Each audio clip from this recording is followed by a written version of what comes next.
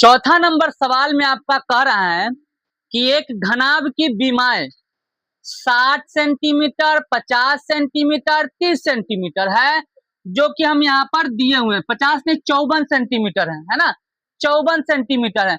तब बीमाएं यानी कि लंबाई, चौड़ाई और ऊंचाई L, B और H। एक घनाभ है, उसका लंबाई, चौड़ाई, ऊंचाई इतना दिया हुआ है ना। और सवाल में अब क्या कह रहा है, सवाल में कह रहा है कि मान लीजिए हमारा क्या है, एक घनाभ है, हम घनाभ बना लेते हैं, है ना। और जब हम ये घनाभ का आकार हम यहाँ बना दिए, देखिएगा ये घनाभ बना लिए और इसका लंबाई, चौड़ाई, ऊंचाई सब दिया हुआ है। कह रहा है क्वेश्चन में कि इस घनाभ के अंदर, इस घनाभ के अंदर में, यानी कि इसके अंदर में छोटा सा है, देखिए ये छोटा सा कहती है, ये घन है, छोटा सा क्या है, ये घन है,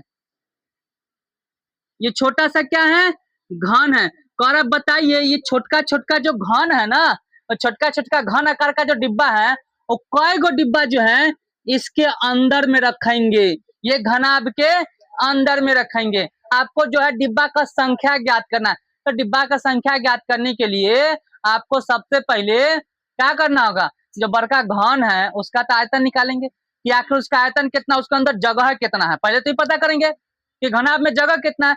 उसके बाद हम ज्ञात करेंगे घनाभ का आयतन, घन का आयतन, छोटका घन का आयतन, और तब दोनों को भाग लगा देंगे, आंसर हो जाएगा इसमें। तो यहाँ पर देखिए ये बॉक्स समझ में आया ना, ये आकृति जो बनाए थे। अब इसमें देखिए घनाभ की बीमारी इतना इतना दले, यानी कि घनाभ का लंबाई आपको पता हो गया ना। घनाभ की लंबाई 60 सेंटीमीटर, चौड़ाई 54 सेंटीमीटर और ऊंचाई 30 सेंटीमीटर। कोनो दिक्कत यहाँ पर? अब घनाभ का पहले क्या निकाल लीजिए, घनाभ का आयतन, आयतन। अच्छा एक बात बताइए आप हमको, आखिर हम घनाभ का आयतन काहे निकाल रहे हैं, पृष्ठ का क्षेत्रफल क्यों नहीं निकाल रहे हम?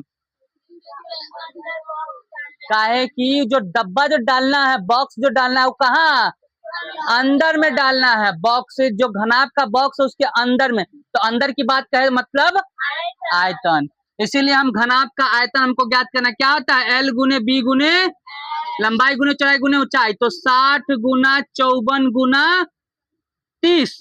हम इसको गुना नहीं करते हैं, गुना करेंगे तो देखा लंबा गुना हो रहा है, नहीं गुना करते, इसको इतने पर छोड़ देते हैं, इतने पर छोड़ देते हैं। अब हमको क्या ज्ञात करना है, घन का भुजा, घन का भुजा कितना दिले हैं, भुजा मतलब ए कितना दिले हैं 6 सेंटीमीटर। तो घन का आयतन कितना होगा, घन का आयतन बराबर क्या होता है, ए क्यू होता है, मतलब क्या भुजा क्यू है कि नहीं। तो क्या गो ए का क्यू लिखेंगे, यानी कि 6 गुना, मतलब 6 गुना 6 गुना 6 लिखेंगे ना, हो गया। दोनों का आयतन हम यहाँ पर बैठा दिए। क्या कर रहा है ज्ञात करने, और छोटका जो घन है ना उसका आपको संख्या ज्ञात करना। तो यहाँ पर लिखेंगे क्या, छोटे घन की संख्या, छोटे घन की संख्या बराबर कितना, घनाभ का आयतन, आयतन बटे घन का आयतन, है कि नहीं। ऐसा ही ना करेंगे। आप देखिए घनाभ का आयतन आपका कितना था, 60 गुना 54 गुना 30 था, अब बटा घन का आयतन कितना आया था, 6 गुना 6 गुना 6। अब देखो गुना नहीं करे तो कितना आसानी से कर जाता, वही गुना करना होता पहले लंबा सा, फिर उसको भाग लगना पड़ता लंबा सा, सीधे कर दिए।